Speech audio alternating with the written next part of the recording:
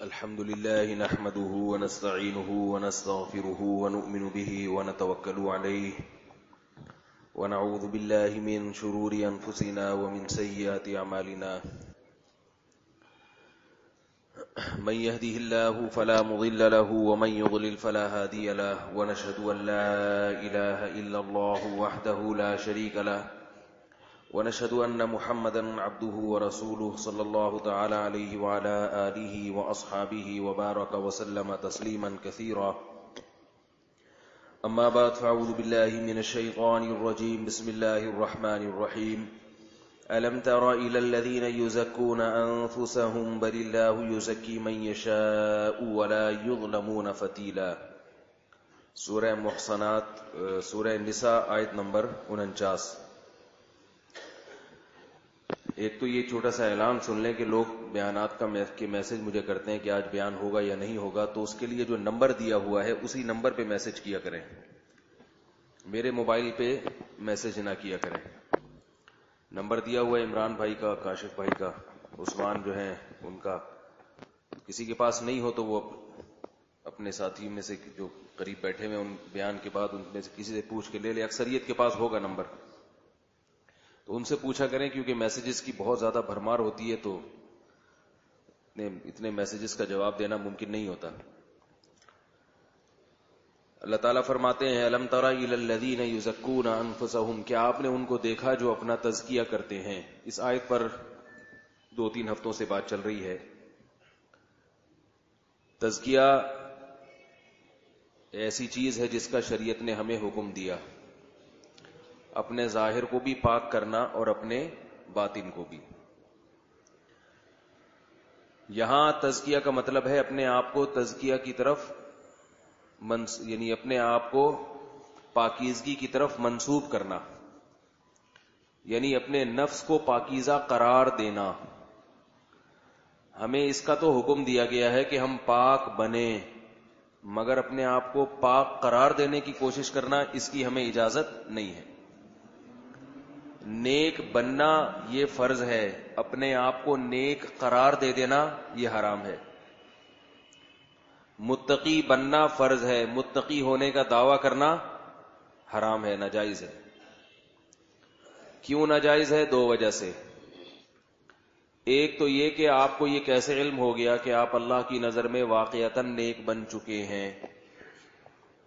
آپ کہہ سکتے ہیں کہ بھئی میں نہ کوئی گناہ کرتا ہوں، کوئی برے اعمال نہیں کرتا، میں گناہوں سے بچتا ہوں، اچھی زندگی گزار رہا ہوں، فرائض واجبات پورے کر رہا ہوں، تو یہی تو نیک ہوتا ہے. اور کیا ہوتا ہے نیک؟ تو اس کا جواب یہ ہے کہ 24 گھنٹے کے اعمال میں یہ دعویٰ کرنا کہ پورا ترتیب میری شریعت کے مطابق چل رہی ہے، بہت سارے گناہ انسان نادانستہ طور پر کر رہا ہوتا ہے، اسے اس کا علم نہیں ہوتا، بہت سارے حقوق ضائع کر رہا ہوتا ہے. اسی وجہ سے ہمارے اکابر کا ہمیشہ سے معمول رہا ہے اپنے محاسبے اور مراقبے کا. محاسبے کا مطلب اپنا احتساب کیا جائے. دن بھر میں نے کون سے اچھے کام کیے، ان کاموں پہ اللہ کا شکر ادا کیا جائے، اور دن بھر میں نے کیا کیا کوتاہیاں کی ہیں، کیا کیا گناہ کیے ہیں، ان گناہوں پر اللہ سے استغفار کیا جائے، اور آئندہ مجھ سے یہ گناہ نہ ہو اس کے لیے پالیسیاں وضع کی جائیں. سمجھ میں نہیں آ رہی میرا خیال ہے. کوئی گناہ ہے جو چھوٹ نہیں رہا تو اس کے بارے میں کہ میں نے کیسے چھوڑنا ہے. ہر چیز کی ایک ٹرک ہوتی ہے، ہر کام کا ایک طریقہ ہوتا ہے. یہ آپ پکڑ کے رکھیں، میں پہلے موضوع مکمل کر دوں، پھر یہ ٹرک والا طریقہ بتاؤں گا، کیونکہ پھر وہ ادھر ہی چلا جائے گا. تو آپ نے اس کے لیے کوئی پالیسی بنائی کہ نہیں بنائی، کیسے چھوڑنا ہے، کس طرح سے اجتناب کرنا ہے گناہ سے. اور ہم میں سے اکثریت یہ محاسبہ نہیں کرتی. جب نہیں کر رہی تو اس کو اپنی خامیاں سامنے کہاں سے آئیں گی؟ جب آپ اپنا محاسبہ کریں گے پھر آپ کو احساس ہوگا آہستہ آہستہ کہ اب بھائی یہ تو کتنے عرصہ ہو گیا، بہنوں کی تو وراثت ہی نہیں دی میں نے، ابا کا کاروبار ابھی تو تقسیم ہی نہیں کیا، اس میں سے پروفٹ جس کا جتنا نکلتا ہے وہ تو دیا ہی نہیں میں نے. میں ایک دفعہ ڈائری لے کے بیٹھ گیا، اپنا بتا رہا ہوں، کون کون سے کام جو ہیں جو مجھے کرنے چاہیے میں نے ابھی تک نہیں کیے. میں نے کہا آج سوچ کے لکھو بس. لکھو بس سوچ. تو مجھے یاد آیا 2 آدمیوں کے پیسے میں نے دینے تھے, ابھی تک نہیں دیے. حالانکہ پیسے زیادہ نہیں تھے, ایک کے 200 روپے تھے, ایک کے 400 روپے. وہ ہوا یہ تھا کہ کئی ہفتے پہلے, بلکہ 2-3 مہینے پہلے ایک ہاسپٹل میں جانا ہوا, تو وہاں اتفاق سے ایک بٹوا گھر بلایا, پرس گھر بلایا, تو وہ دوا لے لی. وہاں کسی کے لیے دوا خریدنی تھی, پیسے تھے نہیں, تو انہوں نے بھی تعلق داری میں دے دیے, ٹھیک ہے آپ بعد میں دے جائیے گا. تو میں نے کسی کے ذمے لگایا کہ بھائی مجھے یاد دلا دینا, میں بھول نہ جاؤں کہیں. تو انہوں نے یاد نہیں دلایا. تو میں نے ڈائری میں لکھ لیا کہ بھائی وہ پیسے نہیں دیے. اور ایک جگہ کہیں پودے لگانے کے لیے مٹی کی بوری خریدی تھی, مٹی کی بوری, وہ 200-250 روپے کی بوری تھی. پودے تو اب تک نہیں لگے, وہ بوری لا کے رکھی گئی. تو لیکن وہ بوری کے پیسے ابھی تک ذمے میں ہیں, تو وہ لکھے ہوئے ہیں. یاد تو تھے, کیونکہ میں جب کسی سے پیسے لیتا ہوں تو کوشش کرتا ہوں وہ نہ بھولوں, کیونکہ وہ پھر اگر وہ بھول گئے تو یاد رکھو قیامت کے دن 1 روپیہ نہیں لیا جائے گا. پھر کہنے کو تو یہ 200-500 روپے ہیں, 200-500 کو اتنی بڑی چیز نہیں ہوتی ان کو. تو یار اب میں دینے جاؤں گا تو وہ کہیں گے کون سے 500 کون سے 200. لیکن جب قیامت میں ان کو یاد آ گیا نا اگر, اور وہ آئے گا یاد, وہ فرشتے یاد دلائیں گے, یہ بھی یاد دلائیں گے کہ تم نے کس کو کتنے دینے ہیں. جب ان کو یاد آئے گا نا ہم نے فلاں فلاں کو دینے ہیں, تو پھر ان کو یہ بھی یاد آئے گا کہ ہم نے فلاں فلاں سے لینے بھی تو ہیں. جب ہماری وجہ سے دوسروں کی وجہ سے ہماری اتنی ٹھکائی لگ رہی ہے, تو ہماری وجہ سے بھی تو کسی کی لگنی چاہیے نا. تو پھر وہ 400 نہیں بنیں گے, پھر 400 کی نیکیاں جائیں گی, اور وہ ٹھیک ٹھاک ہوں گی. نبی صلی اللہ علیہ وسلم نے فرمایا جس نے 1 بالش زمین پہ قبضہ کیا تو قیامت کے دن 7 زمینوں کا طوق اس کے گلے میں ڈالا جائے گا. تو وہاں بہت زیادہ بڑھ جائے گا معاملہ.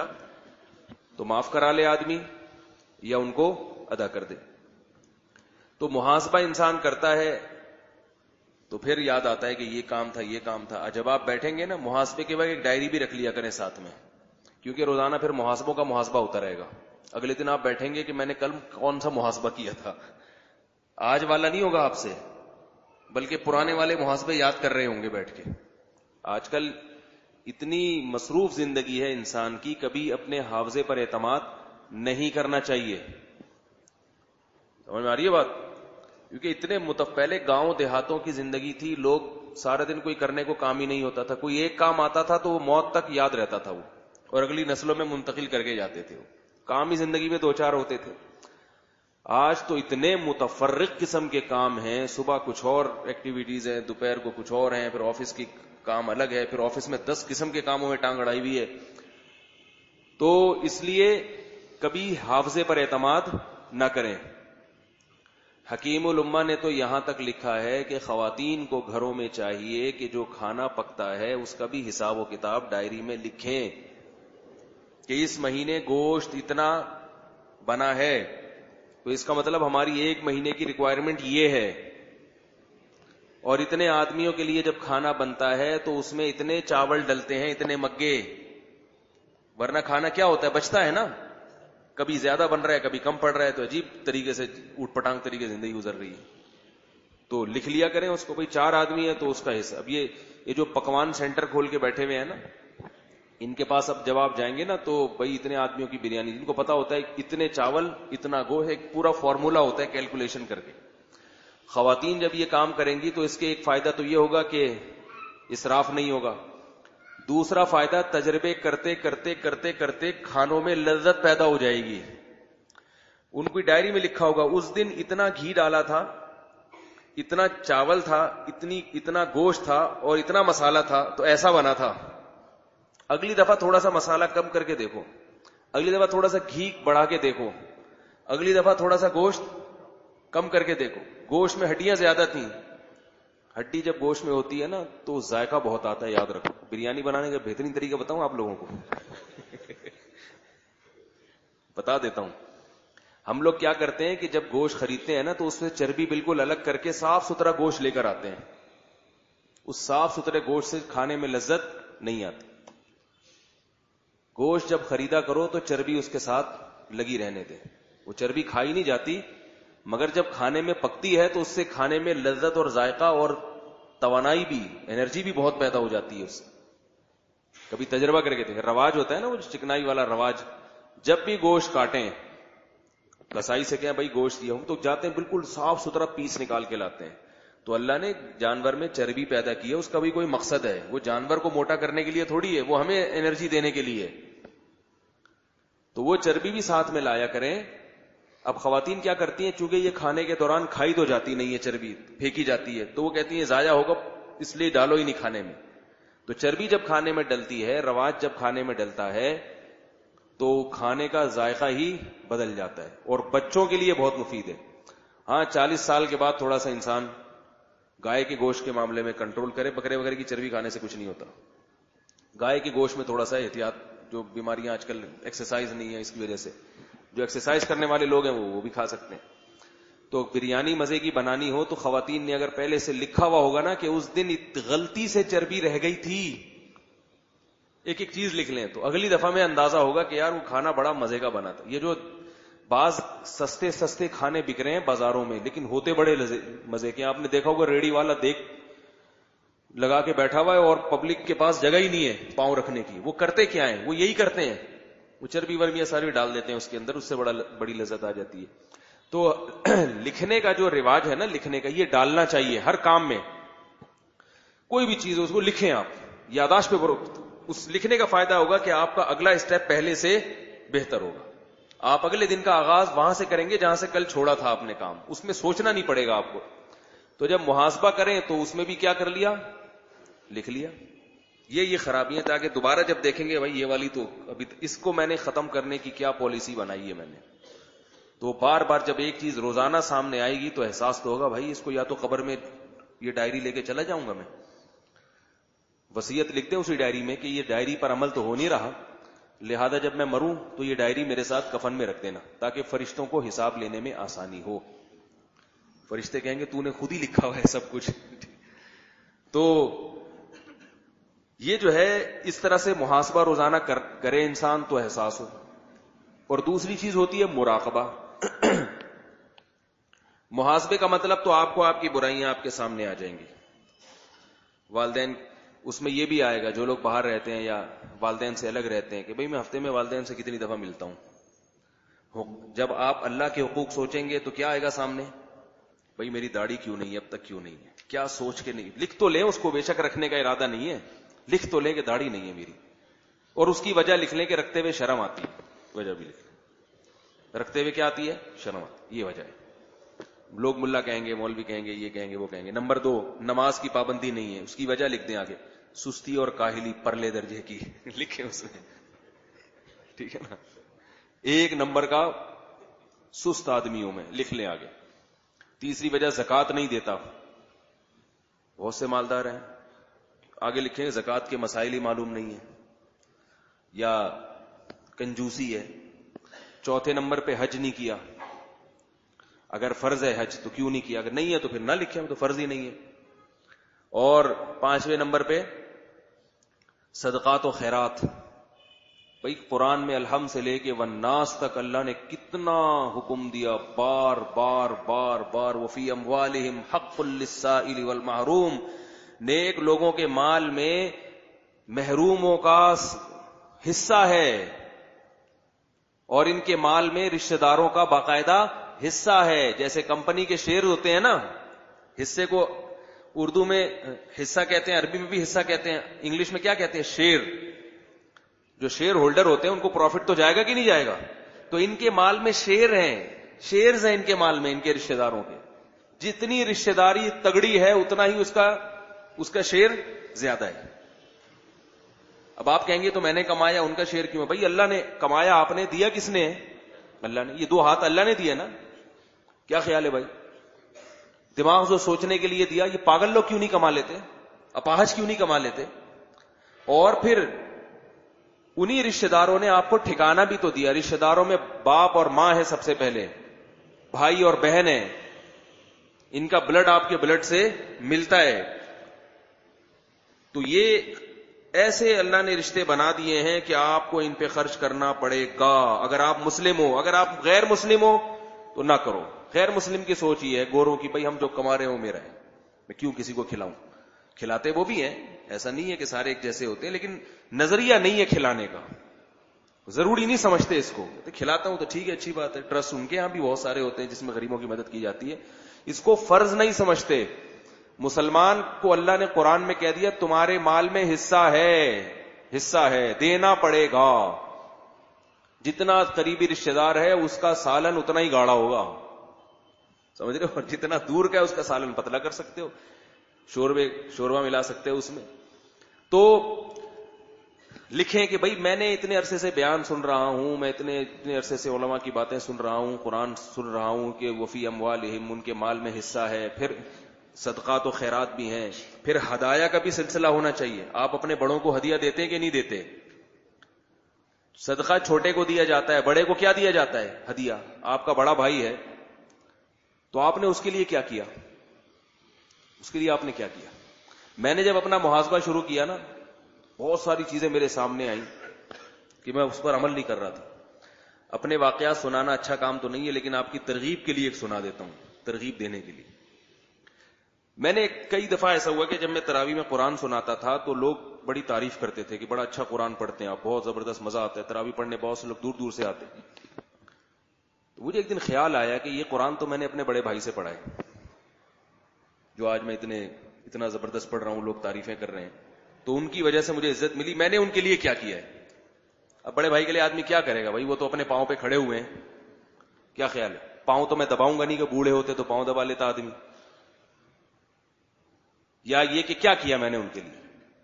تو میں نے کہا انہوں نے ساری زندگی 3-4 سال پڑھایا. تو پھر میں نے کیا کیا کہ بس کچھ کیا میں نے. مجھے کسی نے کچھ رقم ہدیہ دی تو میں نے وہ رقم بھائی کو پہنچا دی. ایک آدمی نے مجھے رقم ہدیہ دی کہ آپ کے پیچھے تراویح پڑھنے کا بڑا مزہ آیا مولوی صاحب، اور لفافے میں ایسے بھی لوگ مارکیٹ سے آج کل شارٹ ہیں،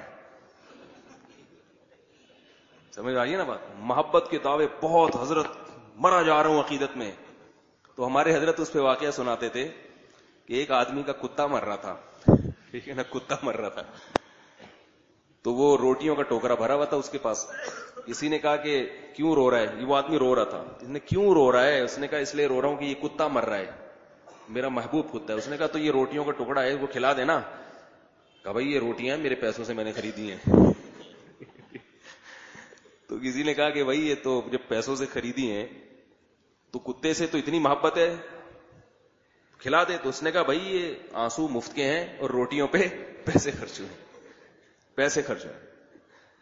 تو وہ ایک صاحب نے مجھے کیا کیا، بڑے محبت میں آ کے نا ایک رقم دے دی ہدیہ، اور ایسے موقع پہ دی کہ مجھے اس کی کسی حد تک ضرورت بھی تھی. یہ نہیں کہ میں مرا جا رہا تھا اس کے بغیر کوئی میرا کام نہیں ہوتا، لیکن ایک لالچ آئی بھی تھی دل میں کہ یار یہ میں فلاں کام کر سکتا ہوں.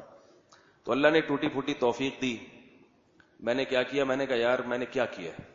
میں نے اٹھا کے وہ بھائی صاحب میرے یقین ہی نہیں کر رہے، کیونکہ کبھی ایسا مارکیٹ میں آج کل ہمارے معاشرے میں رواج نہیں ہے نا کہ ہم خام خام میں اٹھا کے کوئی مختلف مواقع پہ دیتے ہیں، شادی بیاہ کے موقعوں پہ، وہ بھی ایک عذاب میں آ کے مصیبت میں پڑ گئے، 500 روپے ڈالنے پڑیں گے لفافے میں. ایک عذاب آ گیا.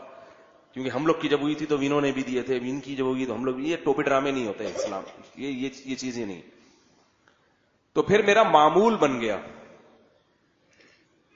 اللہ نے توفیق دی مجھے کہتے ہوئے اتنا ڈر لگ رہا ہے، کیونکہ میں اس لیے یہ کہہ رہا ہے کہ انسان اپنی خوبیاں لوگوں کے سامنے بیان کرتا ہے، خامیاں کبھی بیان نہیں کرتا، یاد رکھو. اس لیے زیادہ فری ہونے کی ضرورت نہیں ہے. یہ نہ سمجھے کہ حضرت بہت پہنچے ہوئے ہیں تو ہاتھ پاؤں چومنا شروع کر دیں.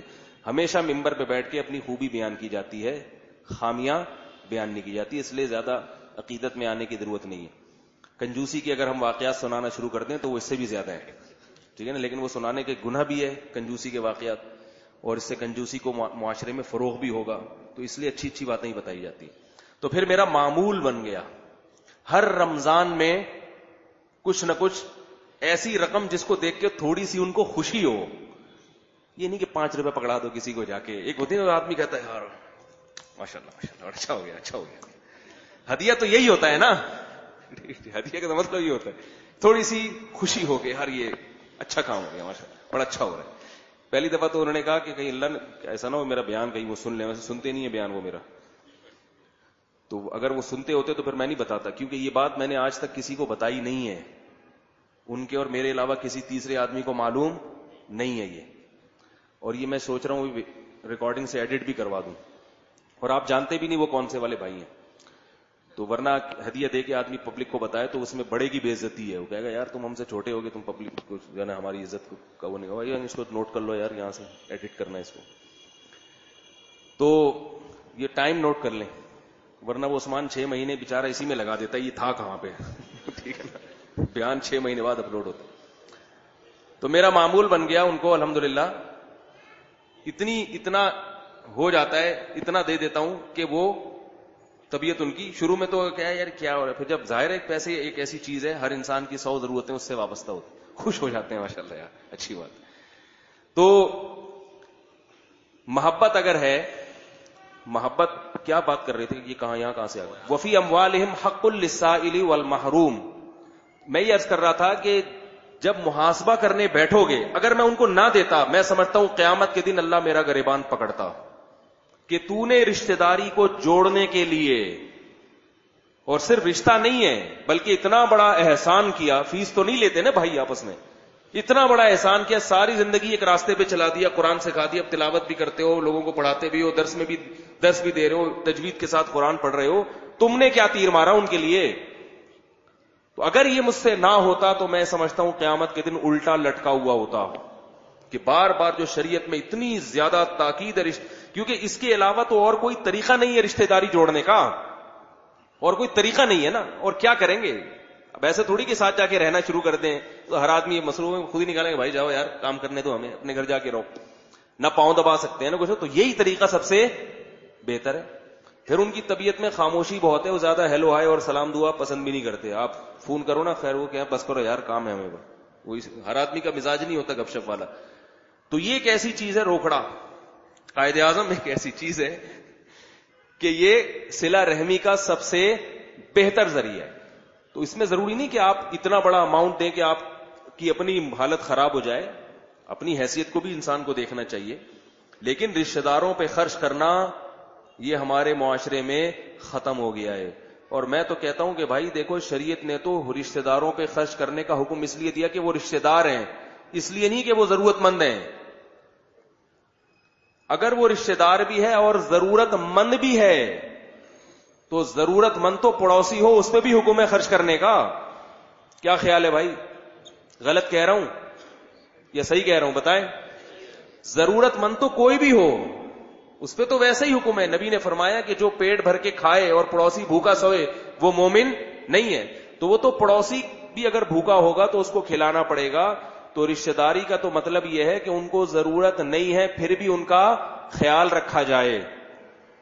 سمجھ رہے ہیں کہ نہیں سمجھ رہے؟ تو اس کا یہ ہمارے معاشرے میں ختم ہو رہی. تو محاسبہ جب کرنے بیٹھتا ہے نا انسان, بہت ساری چیزیں سامنے آتی ہیں. دوسری چیز ہے مراقبہ. جب آپ ڈائری میں لکھیں گے داڑھی نہیں ہے اور یہ بد نظری کرتا ہوں, فلانا کرتا ہوں, یہ کرتا ہوں, وہ کرتا ہوں, تو اتنے سارے گناہوں کی لسٹ آ جائے گی سامنے. خواتین کے بھی بے پردہ ہوں میں, وغیرہ وغیرہ, بہت بڑی لسٹ آ جائے گی. تو جب لسٹ آئے گی تو شیطان کیا کہے گا, چھوڑو یار ایسے ہی چلاتے رہو, یہ ساری چیزیں اگر چھوڑ دی تو زندگی کا تو سارا مزہ ہی کرکرا ہو جائے گا. بد نظری بھی چھوڑ دی, ڈرامے فلمیں بھی چھوڑ دیے, تو کیا کرنا ہے زندہ رہ کے؟ پھر وہی واقعہ سنا ہے کہ بچوں نے, اسکول ٹیچر نے بچوں سے پرومس لیا کہ بچوں, سب بچے وعدہ کرو کہ کبھی بھی چوری نہیں کرو گے. سب نے کہا چوری نہیں کریں گے. شراب نہیں پیو گے, شراب نہیں پیئیں گے, یہ نہیں کرو گے, وہ نہیں کرو گے, فلانا. اور آخر میں کہا لڑکیوں کا پیچھا نہیں کرو گے. انہوں نے کہا نہیں کریں گے. اور جب ملک پہ جان دینے کی باری آئی تو جان دو گے. انہوں نے کہا دیں گے, کیونکہ اب ایسی زندگی کا ہم نے کرنا ہی کیا ہے. کیونکہ جب نہ لڑکیوں کا پیچھا کرنے کی اجازت ہے, نہ یہ کرنے کی اجازت, نہ وہ کرنے کی اجازت, تو پھر کیا کرنا ہے؟ ملک پہ جان دے کے شہادت کا مرتبہ حاصل کرو, اور کیا کرنا ہے ہم نے زندہ رہ کے. تو آپ جب ڈائری میں یہ سب چیزیں لکھیں گے آپ کو یہ بھی خیال آئے گا حقوق ادا نہیں ہو رہے. میرے گھر میں ایک کام پڑا ہوا تھا کئی سالوں سے, کام چھوٹا سا تھا, مگر جب تک آپ لکھنے کا عمل نہیں کرو گے نا, ایک نلکا اگر ٹپک رہا ہے نا گھر میں, 5 سال ہو جائیں گے وہ ٹپکتا ہی رہے گا. یہ حقیقت بتا رہا ہوں آپ کو میں. تو میرے ساتھ بھی ایسا بہت زیادہ ہونا شروع ہو گیا تھا. 5 سال ہو گئے نلکے ہی نہیں. گھر والے چیخ چیخ کے تھک گئے بھائی، یہ نل کا ٹپک رہا ہے. تو وہ صبح سے لے کے شام تک آدمی کی مصروفیت اتنی ہوتی ہے کہ وہ کہتا ہے کل کر دوں گا، کل کر دوں گا، کل کر دوں گا، یاد تھوڑی رہتا ہے. تو لکھنا شروع کیا میں نے، تو اب بہت سارے پرانے کام آہستہ آہستہ نمٹنا شروع ہو گئے. تو دوسرے درجے میں کیا کیا جاتا ہے؟ مراقبہ. مراقبے کا مطلب کیا ہوتا ہے کہ آپ نے پوری لسٹ بنا لی گناہوں کی، یہ میں نے کرنا ہے. اس میں پھر مراقبہ کا مطلب یہ ہوتا ہے کہ شیطان آپ کو کہے گا کیا ضرورت ہے ان بکھیڑوں میں پڑنے کی، یہ تو مولوی بن جاؤ گے، پورے ہی پاگل ہو جاؤ گے، یہ تو نا زندگی کے مزے کرکرے ہو جائیں گے. تو اگلے نمبر میں آپ نے کیا کرنا ہے؟ مراقبہ. مراقبہ کا مطلب مزے تو ویسے ہی تھوڑے دنوں میں کرکرے ہونے والے ہیں. نیٹ سے ذرا مردوں کی ویڈیو بھی دیکھا کریں، ڈرامے فلمیں دیکھتے ہیں تو ساتھ ساتھ میتوں کی ویڈیو بھی دیکھا کریں، ایکسیڈنٹل اموات بھی دیکھا کریں. اچھا والا آدمی سوٹ ٹائی میں گاڑی چلا رہا ہے، ایکسیڈنٹ ہوا، لاش پڑی ہوئی ہے، اس کی ٹکڑے ادھر ادھر بکھر گئے. اس چند سیکنڈ میں انسان عبرت کا نشان بن جاتا ہے. تو ہمارے اکابر کہتے ہیں کہ ایسے مراقبہ کی، یہ مراقبے سینٹر میں ایڈمیشن لینے کی ضرورت نہیں ہے جو مراقبوں کے نام پہ ٹوپی ڈرامے ہو رہے ہیں. مراقبہ خانہ کھلا ہوا ہے، مراقبے سینٹر کھلے ہوئے ہیں، ہمارے ہاں مراقبہ کرایا جاتا ہے. آپ تمام حضرات تشریف لے آئے. وہ والے مراقبے میری مراد نہیں ہے. مراقبے کا مطلب یہ استحضار کرنا کہ ایک دن میں نے مرنا ہے. تھوڑی دیر کے لیے سوچ لیا کریں، پھٹے پہ لیٹا ہوا ہوں گا وہ ایک دن میں. کیا خیال ہے بھائی؟ غلط تو نہیں کہہ رہا؟ آپ میں سے کوئی ایسا جو پھٹے پہ نہیں لیٹے گا؟ پھٹا سمجھتے ہیں جو مسجد سے منگوایا جاتا ہے کہ آج ہمارے فلاں کا انتقال ہو گیا. بھائی پھٹا مل جائے گا.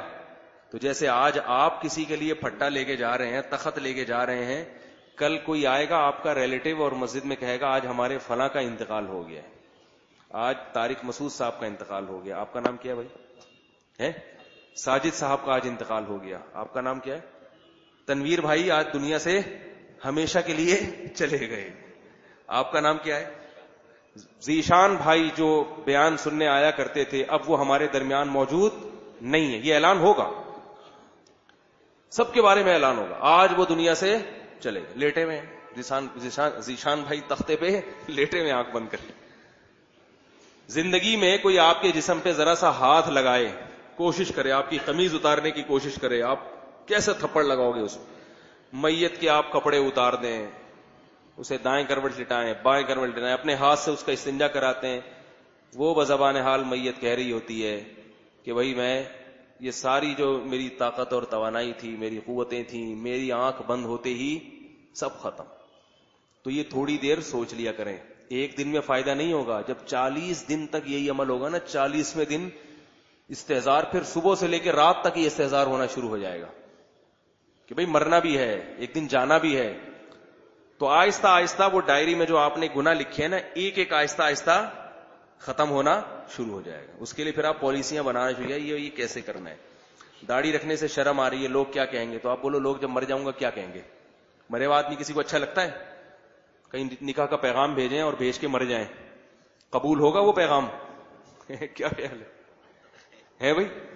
پھٹے پہ جب وہ دیکھیں گے منگیتر کی لاش، وہ جو آپ کی محبوبہ تھی جو کہتی تھی کہ بھئی تم داڑھی تم پہ اچھی نہیں لگتی، تم داڑھی کے بغیر وہ ہینڈسم مجھے بندہ چاہیے، اگر مر گئے تو کتنے ہی خوبصورت لگ رہے ہوں، وہ کہیں گے مجھے یہ والا نہیں چاہیے، مجھے کسی ملا سے شادی کرا دو لیکن زندہ ہو، مجھے زندہ بندہ چاہیے، والے بے شک کوئی فنڈامنٹلسٹ کیوں نہ ہو، یہ والا نہیں چاہیے مرا ہوا. سب بڈھے ہو جائیں گے، سب مر جائیں گے، کوئی جوانی میں، کوئی بڑھاپے میں. اور بڑھاپے میں دیکھو کیا حال ہو جاتا ہے انسان. بڑھاپا بھی تو آئے گا نا، یہ جوانی ختم ہوگی. تو داڑھی رکھ لو تو آپ کو ایسی لڑکی مل جائے گی جو داڑھی کو پسند کرتی ہے، ایسی لڑکی مل جائے گی جو آپ کا گھر آباد کرے گی اور جو آپ کے بچوں کی صحیح تربیت کر لے گی. یہ ساری چیزیں آپ کو مل جائیں گی. ملتی سب کو ہیں، بلکہ بعض دفعہ تو زیادہ مل جاتی ہیں. ہماری مثال دیکھ لو نا. ہم جب داڑھی رکھ رہے تھے اور مدرسے میں آ رہے تھے تو ہم کو تو لوگ تانا دیتے تھے کوئی ایک بھی نہیں دے گا، اور ہم یہی سمجھتے تھے نہیں ملے گی. ہم نے تو اللہ کا شکر ہے بریکیں ہی فیل ہو گئی ہیں، اللہ تعالیٰ شکر کی توفیق دے. تو جو ہے نا یہ تھوڑا سا مراقبہ کر لیا کرو، اس کو کہتے ہیں مراقبہ. پھر یہ سوچو کل قیامت کے دن اللہ کے سامنے کھڑے بھی ہونا ہے. اللہ جان ڈالے گا مردوں میں. اللہ نے قرآن میں کیسے دیکھو، ایک جس کو قرآن سمجھ کے پڑھنے کا جو مزہ ہے نا، عربی سیکھ لو. عربی سیکھ لیں, پھر جو قرآن کا مزہ آتا ہے وہ ایسے مزہ نہیں, ترجمہ پڑھنے میں مزہ نہیں آتا وہ. یا ایھا الناس, اے ارے او لوگو, ایو کا مطلب ہوتا ارے, ارے او لوگو, ذرا توجہ کرو. ان وعد اللہ حق, اللہ نے جو وعدہ کیا نا حساب و کتاب کے لیے کھڑا کروں گا, یہ وعدہ سچا ہے. فلا تغرنکم الحیات الدنیا, دنیا کی زندگی تمہیں ہرگز ہرگز دھوکے میں نہ ڈال دے, اس کی چمک دھمک دیکھ کے تم غافل نہ ہو جاؤ. ولا یغرنکم باللہ الغرور, اور دھوکے باز شیطان تمہیں کہیں دھوکے میں نہ ڈال دے. ایسا نہ ہو کہ تم اس کی چمک دھمک دیکھو, یہاں کے بلڈنگوں کو, یہاں کی عمارتوں کو, یہاں کی رنگ رلیوں کو, یہاں کے سینما گھروں کو, اور یہاں کی یہ ساری چیزوں کو دیکھ کے کہیں تم یہ نہ سمجھو کہ یہ سب سیاسی دعوے اللہ کے. ایسا نہیں ہے. ایک جگہ فرمایا ان الساعۃ لآتیۃ لا ریب فیہا, یقیناً قیامت آ کر رہے گی جس کے آنے میں کوئی شک و شبہ نہیں ہے. وَإِنَّ اللَّهَ يَبْعَثُ مَن فِي الْقُبُورِ, اور جو قبروں کے اندر مردے پڑے ہوئے ہیں اللہ ایک دن ان کو زندہ کر کے چھوڑے گا. ایسا نہیں ہو سکتا کہ وہ ہمیشہ پڑے رہے اس میں. منہا خلقناکم, اسی مٹی سے بنایا تھا, اسی مٹی سے. وفیہا نعیدکم, اسی مٹی میں تحلیل کر کے مٹی بنا دی ہم نے تمہیں. دو طاقتیں اور قدرتیں تم نے دیکھ لی ہیں, مٹی سے بن کے انسان کھڑا ہو جانا اور انسان سے بن کے مٹی میں تحلیل ہو جانا. وَمِنْهَا نُخْرِجُكُمْ, اسی مٹی کو ریورس کر کے دوبارہ انسان بنا کے چھوڑیں گے ہم. یہ نہ سمجھو کہ جو مٹی سے انسان بنا دیا اور انسان سے مٹی بنایا وہ دوبارہ نہیں بنا سکتا. یہ سب چیزیں دماغ سے نکال دو. تو یہ سب چیزیں آپ کو روزانہ ان پہ غور کرنا ہے, جن کی طرف قرآن مجید دعوت دے رہا ہے. جو لوگ قرآن سمجھ کے پڑھتے ہیں ان کو اس بارے میں زیادہ مراقبے کی ضرورت اس لیے نہیں رہتی کہ ان کو قرآن کی آیتیں بار بار خود ہی ان کا مراقبہ کروا رہی ہوتی ہیں. لیکن جو عام آدمی جو قرآن سمجھ کے نہیں پڑھتا اس کو ضرورت ہوتی ہے کہ وہ روزانہ بیٹھ کر اس موضوع پر لازمی غور کرے, وہ بار بار سوچے کہ اٹھوں گا میں, ایک دن آئے گا قیامت کے دن مجھے حساب دینا پڑے گا. کیونکہ اللہ نے اس کائنات کو, اگر آپ کے دل میں شیطان یہ وسوسہ ڈالنے کا پتہ نہیں حساب و کتاب ہوگا کہ نہیں ہوگا, تو ایک بات سوچا کرو کہ اگر حساب و کتاب نہیں ہے اس کا مطلب ہے پھر یہ اندھیر نگری ہے یہ دنیا. پھر تو نہ قاتلوں سے حساب لیا جائے گا نہ ڈاکوؤں سے حساب لیا جائے گا. دنیا میں تو ہر ایک کو پورا حساب نہیں ملتا. کتنے ڈاکو ہیں جو ملکوں کے صدر بن جاتے ہیں, وہ بڑی عزت کے ساتھ زندگی گزار کے جاتے ہیں, یہاں تو سزا نہیں ہے. اس کا مطلب کیا ہوا کہ پھر تو اندھیر نگری ہے, شراب پیو, نائٹ کلبوں میں ناچو, زنا کرو, والدین کو ستاؤ. ایک آدمی میرے پاس آیا, کہہ رہا ہے بڑا گناہ ہو گیا مجھ سے. میں نے کہا کیا؟ مجھے بتاتے ہوئے بھی ڈر لگتا ہے. میں اس لیے بتا رہا ہوں کہ اتنے بڑے بڑے گناہگاروں کو بھی پھر سزا نہیں ملی. کہہ رہے میں نے وراثت کی خاطر اپنی دادی کا قتل کیا ہے. وراثت, پیسوں کی لالچ میں. کس کا؟ بوڑھی عورت کا. بوڑھی پہ تو ویسے ہی ترس آتا ہے انسان. خیر اس کو ندامت ہو گئی تھی, ندامت ہو گئی تھی, اس کا سکون خراب ہو گیا تھا. اس نے کہا میں سارا پیسہ دینے کے لیے تیار ہوں, مجھے اللہ میرا یہ جرم معاف کر دے. لیکن اس کو ہو گئی, ہر ایک کو تھوڑی ہوتی ہے. اور قاتل کا پتہ بھی نہیں چلا, پتہ ہی نہیں چلا آج تک کون تھا کیا تھا. میرے سے بھی وہ رابطے میں نہیں ہے کہ انکوائری کی آپ لوگ کوئی کوشش کرنا شروع کر دیں.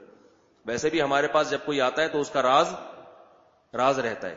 اور اب میرے پاس اس کی نالج بھی نہیں ہے کہاں گیا, کئی سال پرانا واقعہ ہے. لیکن جب قتل ہوئی تو قاتل کا پتہ, وہ تو مجھے پتا تھا اور قاتل کو پتا تھا اور اللہ کو معلوم ہے. تو کتنے جرم ایسے ہیں جو اتنے بڑے بڑے جرائم ہوئے ہیں, مگر ان جرم کرنے, یہ تو اس نے توبہ کر لی, ہر ایک تھوڑی توبہ کرتا ہے. یہ تو کہہ رہا تھا جو سزا ہو میں کھانے کے لیے تیار ہوں, جو مجھے گردن اڑا دو میری, مجھے گولی مار دو, میں تیار ہوں اس کے لیے. سچی توبہ کی تھی اس نے. لیکن ہر ایک توبہ کرتا ہے. کیا اتنے بڑے بڑے جرائم, مجھے تو ایسا میں دل ہل گیا. مجھے اپنی دادی کا تصور دماغ میں آیا, بوڑھی عورت کیسی محبت کرتی ہے اپنے پوتوں سے, نوازوں سے. پیسے کی لالچ انسان کو اندھا بنا دیتی ہے. بغیر توبہ کے مر گیا. اگر قیامت نہیں ہے تو اس کا مطلب اللہ نے ایسی اندھیر لگڑی لگائی ہوئی ہے کہ چاہے ماں کو مار دو چاہے باپ کو مار دو, کچھ بھی نہیں ہے, کوئی پوچھنے والا نہیں ہے. پھر یہ الزام اللہ پر جاتا ہے. جانوروں سے حساب نہیں ہوگا کیونکہ ان میں عقل نہیں ہے, ان کا جرم نہیں ہوتا. اس کے باوجود اللہ نے تھوڑا بہت حساب جانوروں کا بھی رکھا ہے. لیکن انسان تو عقل والا ہے نا, عقل دی اللہ نے اس کو. تو اس لیے یہ مراقبہ کرتے وقت یہ سوچا کریں کہ قیامت آئے گی. یہ کافر کا نظریہ کہ قیامت نہیں آئے گی. ہم کافر نہیں ہیں, مسلمان ہیں, حساب دینا ہے ہم نے. تو جب آپ اس طرح سے مراقبہ کریں گے, ایک دن مرنا ہے, تو پھر آہستہ آہستہ دنیا سے رغبت ختم ہوگی. پھر وہ پہلے تو زکوٰۃ ادا کرنا شروع کرے گا, حقوق واجبہ ادا کرنا شروع کرے گا, اور اس کے بعد یہ حالت ہوگی جو ہمارے اکابر کی حالت ہوا کرتی تھی. جب اصل ہے ہی آخرت تو پھر تو زیادہ سے زیادہ کمایا نا, زیادہ سے زیادہ کمائے انسان اور اللہ کی راہ میں خرچ کرے اس کو, جب ہے ہی اصل آخرت. لیکن یہ بات یاد رکھیں, عمل تھوڑا ہو مگر پابندی کے ساتھ ہو تو اس کا فائدہ ہوتا ہے. بہت زیادہ عمل ہو, 2-4 دفعہ کر لیا, اس کا فائدہ نہیں ہوتا. اور تھوڑا عمل پابندی کے ساتھ ہو, اگرچہ اس عمل کی برکتیں نظر نہ بھی آ رہی ہوں, پریشان نہ ہو انسان. میں تو روزانہ یہی کرتا رہتا ہوں, ہو تو کچھ بھی نہیں رہا. آہستہ آہستہ ہونا شروع ہو جائے گا, ٹائم لگے گا, لیکن زندگی میں انقلاب آنا شروع ہو جائے گا. تو یہ محاسبہ مراقبہ کریں گے. تو میں یہ عرض کر رہا تھا کہ 2 وجہ سے نا انسان اپنے آپ کو متقی قرار نہیں دے سکتا. ایک تو اس لیے کہ ہمیں پتہ ہی نہیں ہوتا کہ ہم کون کون سے جرائم کر رہے ہیں, معلوم ہی نہیں ہوتا. دوسری وجہ یہ ہے کہ اگر چلو آپ کو بالفرض یقین ہو بھی گیا کہ میں بہت نیک ہوں اور میرے اندر کوئی برائی نہیں ہے, اول تو ناممکن ہے یہ. دوسرا ایک بات یہ ہے کہ آپ یہ کیسے قرار دے سکتے ہیں کہ میری یہ نیکی اللہ کی نظر میں مقبول بھی ہے. قبول کرنے والا کون ہے؟ اللہ. یہ کیسے پتا چلے گا کہ اللہ تعالیٰ کو یہ عمل آپ کا اللہ نے قبول بھی کر لیا ہے؟ تو اس لیے نبی صلی اللہ علیہ وسلم کی تعلیمات کیا ہے؟ الایمان بین الخوف والرجاء, ایمان خوف اور امید کے درمیان ہے. امیدیں بھی ہو لیکن ساتھ ساتھ خوف بھی ہو. اور جس کو یہ حالت حاصل ہو گئی نا, امید اور خوف, پھر اللہ کی رحمت سے امید ہے کہ انشاءاللہ اس کی بخشش ہو جائے گی. اور اس لیے بھی متقی سمجھنے سے اپنے آپ کو منع کیا گیا ہے کہ اللہ کو اترانا پسند نہیں ہے, اللہ کو تواضع پسند ہے. اب اس پر ایک اشکال ہو سکتا ہے کسی کو کہ بھئی ہمارے اندر اگر کوئی نیکی ہے اور کوئی خوبی ہے, ہم پھر بھی یہ کہیں کہ ہمارے اندر یہ خوبی نہیں ہے, یہ تو جھوٹ ہو جائے گا نا, اور اپنے نفس کو دھوکہ دینے والی بات ہو جائے گی. ہمارے بہت سے اکابر ایسے ہیں جو اپنی خوبیاں بھی بیان کیا کرتے تھے تاکہ لوگ اس کو فالو کریں. تو ظاہر ہے اس خوبی کو خوبی سمجھتے تھے تبھی تو بیان کرتے تھے. تو یاد رکھو, اپنے اندر اگر کوئی خوبی ہے تو اس کا اعتراف کرنا یہ تکبر نہیں ہے, اس پہ اترانا تکبر ہے. اللہ نے آپ کو اگر بہترین دماغ دیا ہے, بعض لوگ کیا کرتے ہیں تواضع میں نا اپنی کسی خوبی کو مانتے ہی نہیں ہے. کوئی یہ آ کے کہے گا آپ بہت ذہین ہے, وہ کہے گا نہیں میں پرلے درجے کا بے وقوف ہوں. ٹھیک ہے, حالانکہ اندر اندر اس کا دل کہہ رہا ہوتا ہے میں ہوں تو ہوشیار. دیکھو کیسی ہوشیاری کر رہا ہے نا, ابھی ہوشیار نہ ہوتا تو یہ بات کہتا. ہوشیاری اس لیے کر رہا ہے کہ تاکہ سامنے والا اور عزت کرے کہ ایک تو اتنے پہنچے ہوئے اوپر سے مانتے بھی نہیں. ٹھیک ہے, نہیں تو بہت زیادہ پہنچے ہوئے, ایک تو اتنے نیک ہیں اوپر سے مانتے بھی نہیں. ہوشیاری ہوگی تو یہ کرے گا نا. خواتین کے سامنے اگر کوئی خاتون یہ کہتے ہیں آپ بہت خوبصورت ہیں, تو اندر سے اس کے دل میں لڈو پھوٹ رہے ہوں گے. دل چاہ رہا ہوگا کہ یہ 10 دفعہ یہ جملہ دہرائیں. اوپر سے ایسے بن جائیں گی جیسے سنا ہی نہیں. کیا یہ نہیں بھائی ہمارے تو میاں کو تو پسند ہی نہیں ہوں میں, ایسی تواضع والی باتیں شروع کر دیں گی نا. اس طرح کی اندر سے کیا ہو رہا ہوگا, لڈو پھوٹ رہے ہوگے. تو بھائی اگر ہے تو کسی نے کہہ دیا تو بولو ہاں اللہ کا فضل ہے بھائی. اترا ہی نہیں اس کو. اترانے کی علامت کیا ہے کہ جو بصورت ہے ان کی تحقیر شروع کر دے, ان کے سامنے شو بازی شروع کر دے, ان کو نیچا دکھانا شروع کر دے. بعضوں کی عادت ہوتی ہے کوئی قد چھوٹا ہے تو اس کو کہتے ہیں ٹھگنی, کوئی بھاری جسم کی اس کو کہتے ہیں ایسے اس کی توہین کرتی ہیں. نبی صلی اللہ علیہ وسلم نے فرمایا کہ کسی کا عیب دیکھ کر اظہار مت کرو. لا تظہر الشماتۃ لاخیک, اپنے کسی مسلمان بہن یا مسلمان بھائی کی کسی عیب کا پر مذاق نہ اڑاؤ اس کا. اس بات کا امکان ہے کہ اللہ اس سے وہ عیب ختم کر دے, وَيَبْتَلِيكَ, اور آپ کو اس عیب میں مبتلا کر دے. اور ایسا ہوتا ہے, کسی کے قد کا مذاق اڑایا, کسی کے جسم کا مذاق اڑایا, کسی متعین شخص کے. ویسے اگر کوئی عمومی طور پر کرتا ہے تو اس میں پھر غیبت نہیں ہے. تو مذاق اڑانے سے کیا ہوگا, اللہ اس کو اس سے بچا لے گا اور آپ کو اس میں مبتلا کر دے گا. اس بات کا خطرہ موجود ہے. تو اترانے پر پابندی ہے, تکبر پہ پابندی ہے, دوسرے کو نیچا سمجھے. اور تکبر یہ بھی ہے کہ آپ اس چیز کو اپنا کمال سمجھنا شروع کر دیں. کسی کی صحت اچھی ہے تو کس کا کمال ہے؟ یہ اللہ کا کمال. اللہ نے بیماریوں سے بچایا ہوا ہے. ورنہ بڑے بڑے لوگ ہم نے دیکھے ہیں بہت زیادہ صحت کا خیال کرتے ہیں, ایسی بیماری ان کو لگتی ہے کہ وہ بیچارے بستر پہ پڑ جاتے ہیں ہمیشہ کے لیے, لقوا ہو جاتا ہے, فالج ہو جاتا ہے, کیا کیا بیماریاں اللہ نے پیدا کی ہیں. تو اللہ نے بچا کے رکھا ہوا, تو اب کیا سمجھو بھائی اللہ کی طرف سے مجھے بھیک میں ملی ہوئی ہے. تو بھکاری کبھی اپنی چیز پہ اتراتا ہے؟ ایک بھکاری آیا دھوتی بنیان میں, میلا کچیلا کچھ بھی نہیں ہے, آپ گئے, آپ کو ترس آیا, آپ نے کیا کیا, اس کو اچھی سی پتلون دی. پتلون کی مثال اس لیے دے رہا ہوں کہ پینٹ کو لوگ اچھا سمجھتے ہیں. پینٹ دی اس کو اچھی سی, اور سوٹ بوٹ اور ٹائی لگا دی, اور اسپرے چھڑک دیا اور نہلا دیا, بلکہ سروس اسٹیشن بھیج دیا آپ نے اس کو, تاکہ بالکل, کیونکہ وہ اتنے دنوں سے نہایا نہیں تھا, خوب نہا دھو کے چمک کے اب جناب وہ بوٹ ووٹ پالش کر کے اب آپ کے گھر میں ہی ابھی بیٹھا ہوا ہے, ابھی باہر نہیں نکلا. اب جب گھر میں بیٹھا ہوا ہے نا, تو جب آپ آئے نا اس سے بات کرنے کے لیے, تو آپ سے تمیز سے بات ہی نہیں کر رہا وہ, کیونکہ اب وہ اپنے آپ کو دیکھ رہے کہ میرے کپڑے تو یہ سیٹ صاحب کے کپڑوں سے بھی زیادہ اچھے ہو گئے ہیں. اب کیا کر رہے ہیں وہ, تمیز سے بات ہی نہیں کر رہا. آپ اسے کہنا یار اب تشریف لے جاؤ, کہ کون ہے بھائی, کون ہوتے ہو تم جو آرڈر دینے والے؟ تو آپ اس کی پتلون اتار لو گے کہ نہیں اتار لو گے؟ آپ بولو گے یار تم پہلے ہی اچھے لگ رہے تھے, یہ مجھ سے غلطی ہوئی ہے جو میں نے تمہیں یہ دے دی, عزت دے دی, تم عزت کے قابل نہیں ہو. تو آپ اس سے ٹائی بھی اتارو گے اور اس کی پتلون بھی کھینچو گے, ٹھیک ہے, اور اس کو وہی دھوتی بنیان میں بولو گے چل نکل پتلی گلی سے یہاں سے. تو اللہ بھی یہی کرتے ہیں. اللہ نے ساری چیزیں دی, اب اللہ ہی کے سامنے اکڑ رہا ہے. یہ اللہ نے منع کیا میری مخلوق کے سامنے اکڑو مت, آپ مخلوق کے سامنے شو مار رہے ہو, تو اللہ بھی آپ کی یہ چیزیں چھین لے گا آپ سے. دنیا میں نہ چھینی تو آخرت میں چھینے گا. اکثر تو دنیا میں ہی چھن جاتی ہیں, ورنہ آخرت میں تو اللہ چھینے گا, کیونکہ اللہ نے اصل جو حساب و کتاب کی جگہ رکھی ہے وہ دنیا نہیں ہے بلکہ آخرت ہے. وہ تو اس وقت پتہ چل جائے گا وہ. تو یہ چیزیں ہیں کہ جس کی وجہ سے شریعت نے ہمیں منع کیا ہے کہ اپنے آپ کو متقی قرار مت دو. اور یاد رکھو اس پر اجماع ہے کہ جیسے اپنے آپ کو نیک 100% نیک قرار دینا یہ جائز نہیں ہے, اسی طرح کسی دوسرے متعین شخص کو 100% نیک قرار دینا یہ بھی جائز نہیں ہے. بزرگوں کی تعریف میں بہت زیادہ بعض دفعہ مبالغہ کیا جاتا ہے, تو بہت نیک ہیں, بہت نیک ہیں, یہ غلط ہے. عربوں کی ایک بڑی اچھی عادت ہے, اسی آیت پر وہ عمل کرتے ہیں کہ جب وہ کسی کی بہت تعریف کرتے ہیں تو آخر میں کہتے ہیں لا نزکی علی اللہ احدا, ہم اللہ پر کسی کو 100% درست قرار نہیں دیتے, کیونکہ یہ تو پھر اللہ کی طرف نسبت ہو گئی نا. 100% ہم کسی کے بارے میں نہیں کہتے کہ یہ کیا ہے, ایسا ہی ہے جیسا ہم کہہ رہے ہیں. ہم جو اس کی تعریف کر رہے ہیں تو یہ اپنے علم کی بنیاد پہ کر رہے ہیں, اس لیے ایک بظاہر کا لفظ لگا دینا چاہیے, بھائی ماشاءاللہ بڑے نیک آدمی ہیں, اللہ کی رحمت سے امید ہے کہ نیک ہی ہوں گے.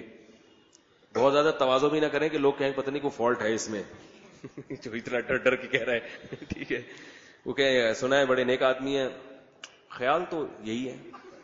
تو ابولا کہے گا یار اس کا مطلب ہے کوئی مسئلہ ہے, تو اس کو بس یعنی غلو نہ کیا جائے کہ جنت میں جائیں گے. آپ بتا دیں بھائی میرے علم کے مطابق ماشاءاللہ اس میں یہ خوبی ہے, بس اتنا, اس سے زیادہ نہیں آگے جائیں. بہت زیادہ مبالغہ آ رہی ہوتی ہے, القاب ایسے لگے ہوتے ہیں. ایک دفعہ میں کوئی کتاب پڑھ رہا تھا, تو کتاب پہلا صفحہ میں پتہ نہیں کیا لکھا ہوا تھا, شیخ الفلانا فیل الڈمکانا اور شیخ الفلانا اور حضرت جی اور حضرت قطب الفلانا. میں نے کہا یہ کیا چل رہا ہے, نام اتنا سا لکھا ہوا ہے درمیان میں جا کے, پھر نیچے اتنا سا نام, اتنے کی بالکل شارٹ فارم ہے اتا, یعنی اتنے کو بھی مختصر کرتے ہیں تو اردو میں کیا بنتا ہے وہ اتنی اتی سی, تو اتا سا نام, اور پھر آخر میں دامت برکاتہم و متزلل اور پتہ نہیں کیا کیا لگایا ہوا تھا آخر میں, نور اللہ مرقدہ, اور بہت لمبی چین چلی ہوئی تھی. تو یہ مناسب نہیں ہے. بعض بڑے بڑے علامے گزرے, ان کے ساتھ علماء نے کچھ تھوڑے سے القاب لگائے ہیں, اور وہ واقعی ایسے ہوتے بھی تھے ایسے. تو ان کے عمل کو دیکھ کے یہ نہ سمجھے کہ اب جو بھی ہمارے شیخ و مرشد ہیں ان کے ساتھ بھی لگا دو. آپ کے شیخ سے آپ کو عقیدت ہے, ساری دنیا کو تھوڑی ہے. ضروری تھوڑی کہ وہ اتنے ہی پہنچے ہوئے ہیں جتنا آپ کو. تو ٹھیک ہے اپنے شیخ کو سب سے افضل سمجھنا چاہیے, لیکن دعوے اتنے ہی کرنے چاہیے جتنے وہ ہیں. اگر وہ مفتی نہیں ہے تو ان کو شیخ قرار دیں, مفتی قرار نہ دیں ان کو. اگر وہ کسی سلسلے کے بزرگ نہیں ہے تو ان کو صرف مفتی قرار دیں, بزرگ قرار نہ دیں. یعنی ہر چیز کو اعتدال میں رکھنا چاہیے. تو یہ سب چیزیں ضروری ہیں. تو اسی کو اللہ نے قرآن مجید میں فرمایا, الم تر الی الذین یزکون انفسہم, اے نبی کیا آپ نے دیکھا کہ جو لوگ اپنا تزکیہ کرتے ہیں, اپنے آپ کو پاک قرار دیتے ہیں, یہود و نصارہ یہ کام کیا کرتے تھے. بل اللہ یزکی من یشاء, فرمایا اللہ ہے جو جس کو چاہتا ہے پاک کر دیتا ہے. اس سے یہ بھی پتا چلا کہ اپنے آپ کو پاک صاف کرنے میں اللہ کی رحمت کا بہت زیادہ دخل ہوتا ہے. انسان محض اپنے اعمال کی بنیاد پہ نیک نہیں بن سکتا, اپنی کوشش کی بنیاد پہ.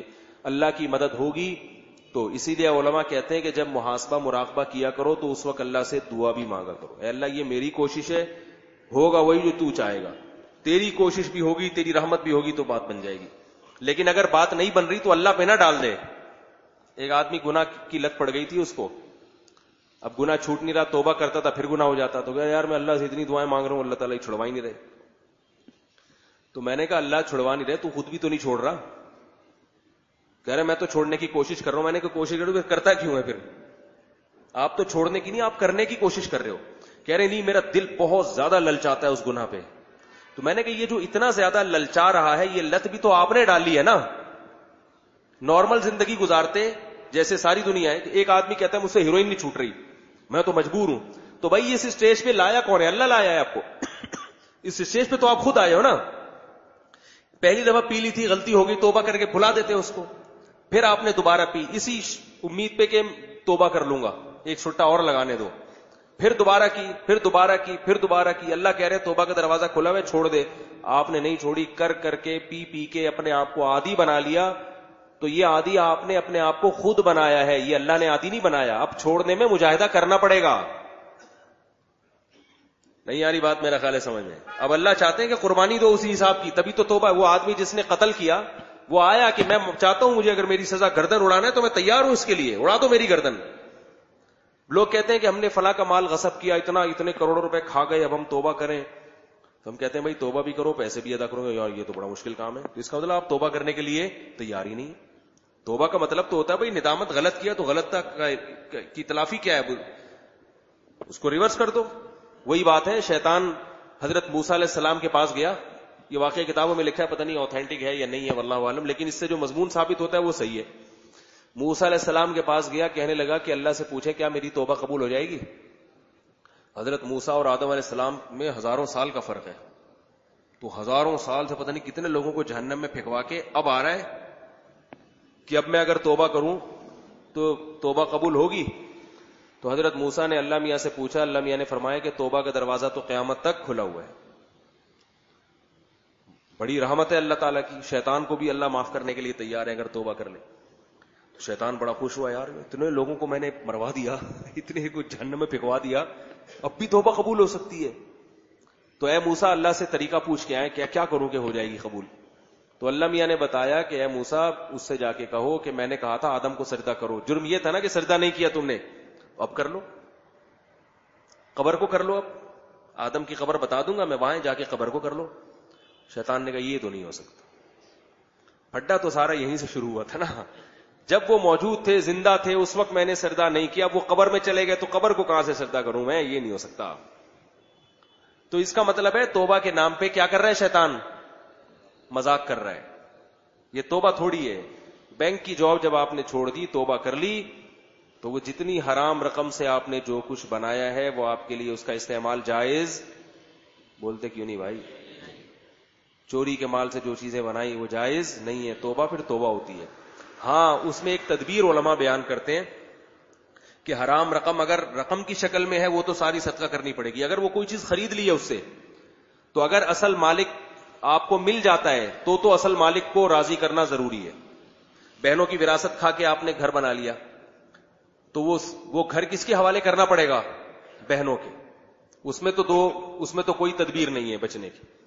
یا بہنوں سے معاف کروانا پڑے گا 100% دل کی خوشی کے ساتھ, لیکن اتنا ایسا ہوتا نہیں, اتنا بڑا بنگلہ کوئی بہن چھوڑ دے تو پھر آپ اس کو کہیں کہ میں تمہیں قیمت ادا کر دیتا ہوں. وہ تو اگر وہ اس وقت کہتی ہے نہیں مجھے پورا گھر بھی اسی وقت چاہیے, تو اگر آپ نے سچی توبہ کی ہے تو آپ اپنا سامان اٹھا کے گھر سے باہر نکل جاؤ.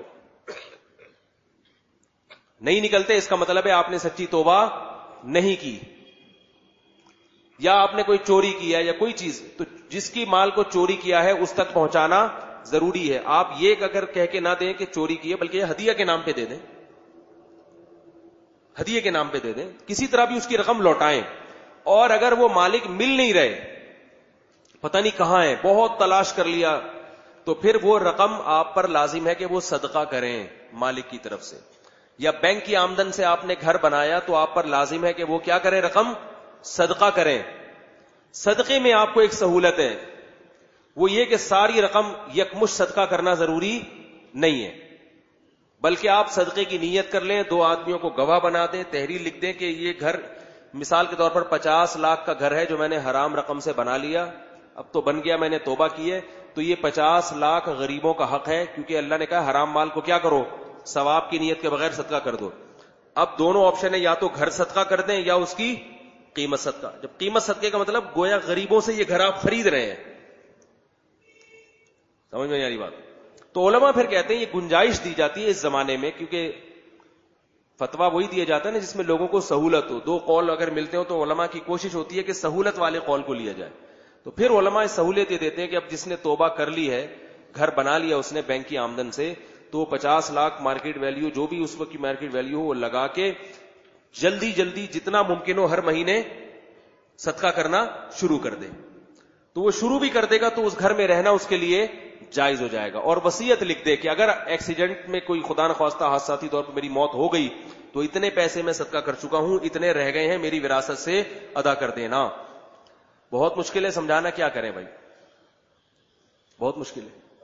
صدقے میں ایسا نہ ہو کہ 10 روپے رکھ دیے ہر مہینے اس نے, 1 کروڑ کا گھر ہے, 1 کروڑ روپے غریبوں کو صدقہ کرنے ہیں, تحریر لکھی ہوئی بیان سن کے ہمارا کہ یہ گھر میں نے بنا لیا تھا بینک کی آمدن سے, مالکان تو اس کے کوئی ہوتے ہی نہیں, تو سود کی رقم ہے, تو اب میں کیا کروں گا کہ میں 1 کروڑ روپے اللہ کی راہ میں صدقہ کروں گا, اور ہر ہفتے یا ہر مہینے 10 روپے شروع کر دوں گا. یہ نہیں ہے, مطلب ہے کہ اتنی اماؤنٹ ہو کہ آپ یہ سمجھتے ہو کہ میری زندگی میں یہ ادا ہو جائے گی.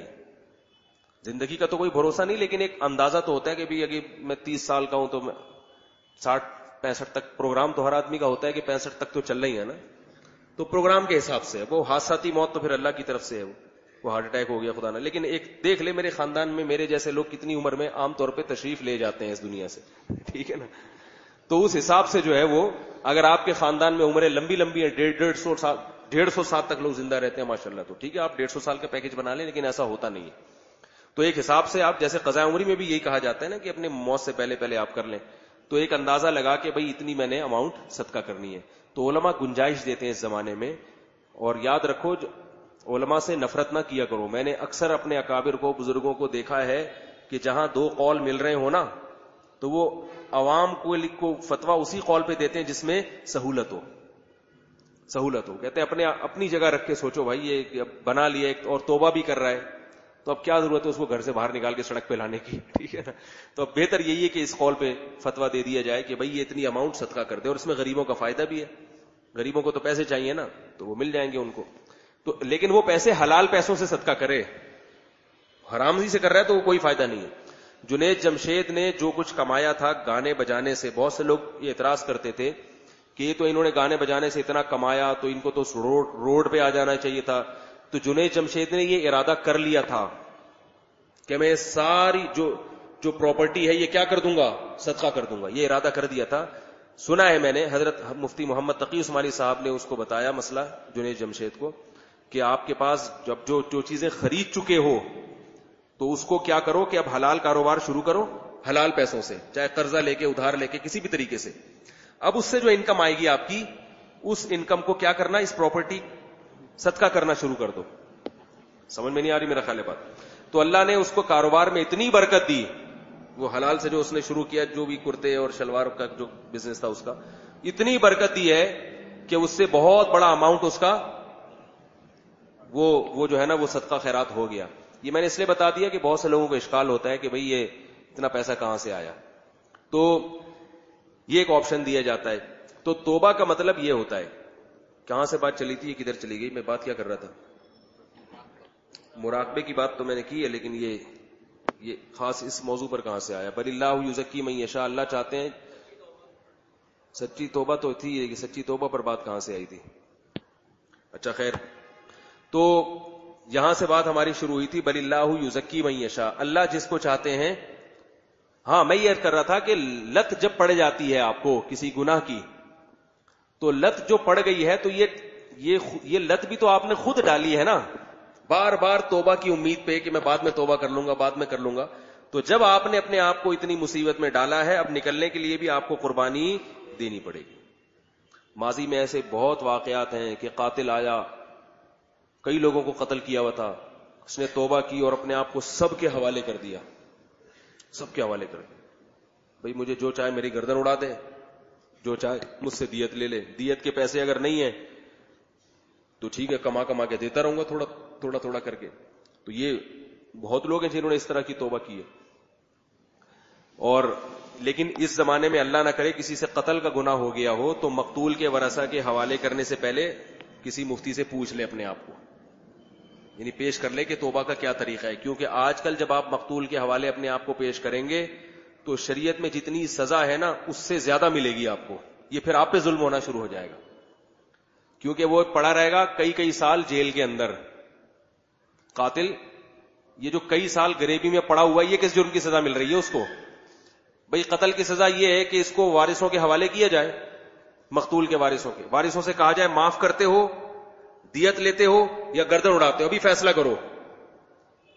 سمجھ میں آ, جیسے سعودی عرب میں ہوتا ہے, بھئی قاتل پکڑا گیا یا اس نے اقرار کر لیا تو مقتول جس کو قتل ہوا ہے نا اس کے وارثوں کو بلایا جاتا ہے, بھئی یہ ہے تمہارے سامنے, اس نے اقرار کیا ہے یا اس گواہوں سے ثابت ہو گیا, اب بتاؤ کیا کرنا ہے.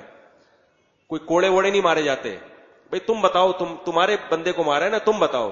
وہ کہتے ہیں چھوڑ دیا, تمہیں چھوڑ دیا. وہ کہتے ہیں کہ بھئی گردن اڑائی جائے تو ٹھیک ہے, ایک ہفتے کے اندر اندر گردن اڑا دی جاتی. اور گردن اڑانے سے پہلے بھی ان سے پوچھا جاتا ہے کہ بھئی دیت لے کے چھوڑ دو. تو اگر وہ آ جائیں دیت کے اوپر تو پھر دیت کا فیصلہ ہوتا ہے کہ بھئی یہ اگر مالدار ہے تو کس طرح سے, غریب آدمی ہے تو قسطوں میں کس طرح سے دیت لی جائے گی اس سے. سعودی عرب میں بعض کام بڑے خاندانی ہیں آپ کو بتاؤں, لیکن مصیبت یہ ہے کہ میں نے دیکھا ہے سعودی عرب میں اگر کوئی خوبی ہے لوگ اس کو بیان کرنے سے کتراتے ہیں.